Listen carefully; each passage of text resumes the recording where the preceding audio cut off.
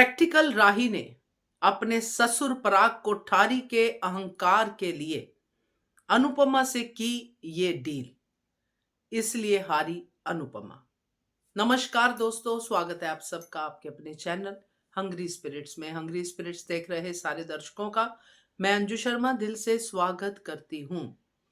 तो सबसे पहले आप सबको मकर संक्रांति की ढेरों शुभकामनाएं। आपकी पतंग इतनी ऊंची चले कि मजा आ जाए देख के दुनिया वालों को कि पतंग हो तो ऐसी हो, वो हो खुशियों की पतंग।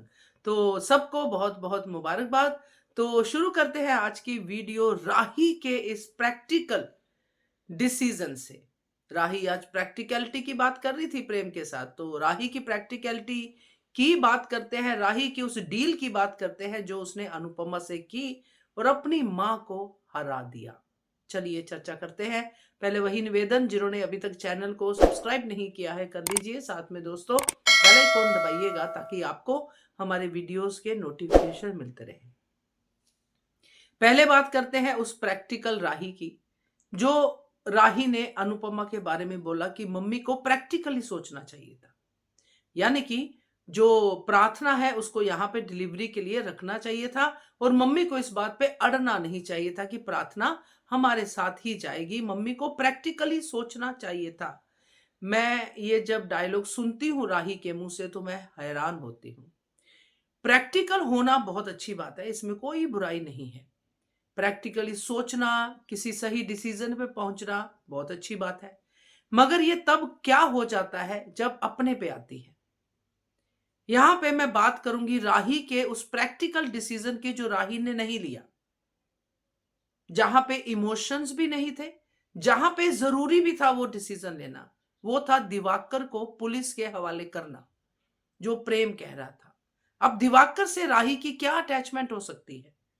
अनुपमा की तो यहां पे पूरे परिवार से अटैचमेंट थी और डिसीजन भी सही था।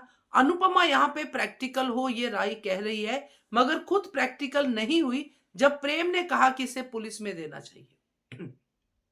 राही पुलिस को फोन करो, तब कहां गई थी ये प्रैक्टिकल सोचने वाली राही? क्या वो दिवाकर से प्यार करती है? हम सब जानते हैं नहीं करती है, मगर तब उसने क्यों ये डिसीजन नहीं लिया?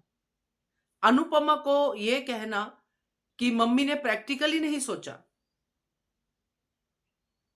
क्या यह सही था राही का? प्रेम के साथ इस बात पे अड़ना। तो यहां पे मम्मी ने प्रैक्टिकली नहीं सोचा, मगर राही ने भी कभी प्रैक्टिकली नहीं सोचा। आज तक राही ने प्रैक्टिकल सोचा कब है? तब सोचा है जब उसका खुद का फायदा होता है। मैंने कल भी ये वीडियो डाली थी, आज भी डालूंगी, क्योंकि जब तक राही ऐसे ही चलती रहेगी ऐसे ही वीडियो में डालूंगी, क्योंकि प्रेम बिल्कुल सही जा रहा है, राही बिल्कुल गलत।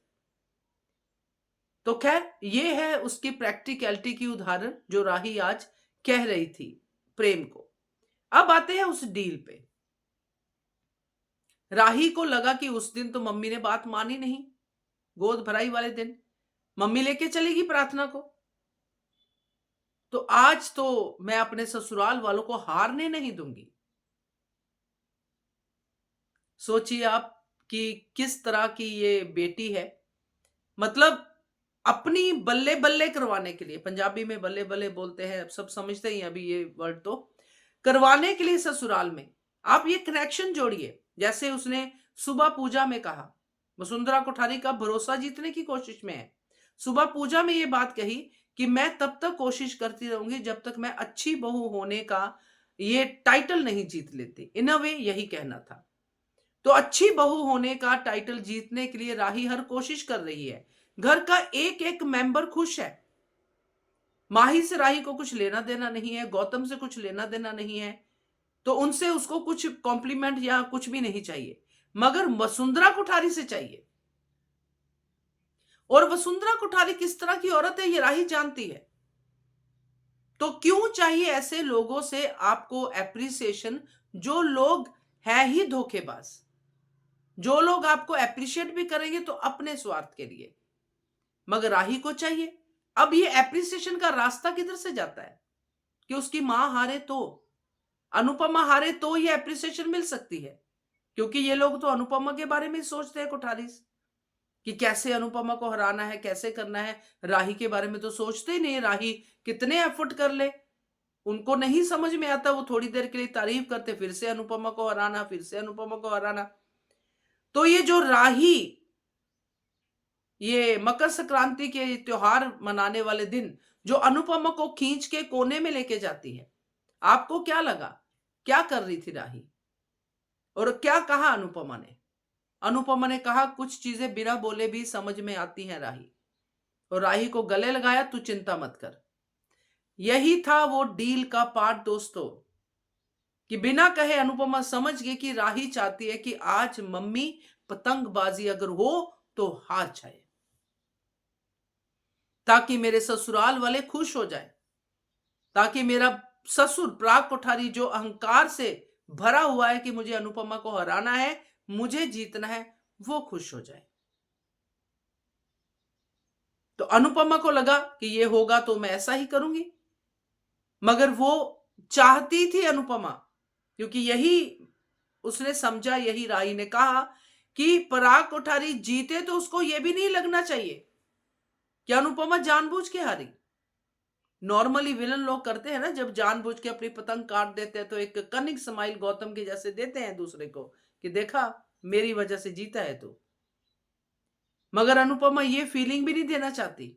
अनुपमा अपने शाह परिवार को भी नहीं बोलना चाहती कि मैं जानबूझ के हारी, क्योंकि वहां पे भी वो तानों की तरह यूज कर सकते हैं। बात तो फटाफट से कह देगी, अरे अनुपमा हारी थोड़ी है, अनुपमा जानबूझ के हारी है ताकि तुम लोग खुश हो जाओ।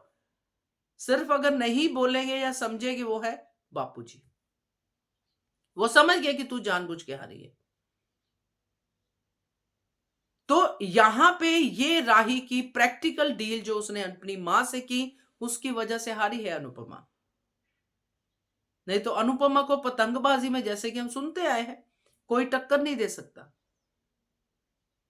तो ये प्रैक्टिकल राही की आप ही बताइए और क्या क्या तारीफ हो सकती है, क्योंकि मुझे तो ये किसी भी एंगल से अपने अलावा किसी और के बारे में सोचती नहीं दिखाई देती है।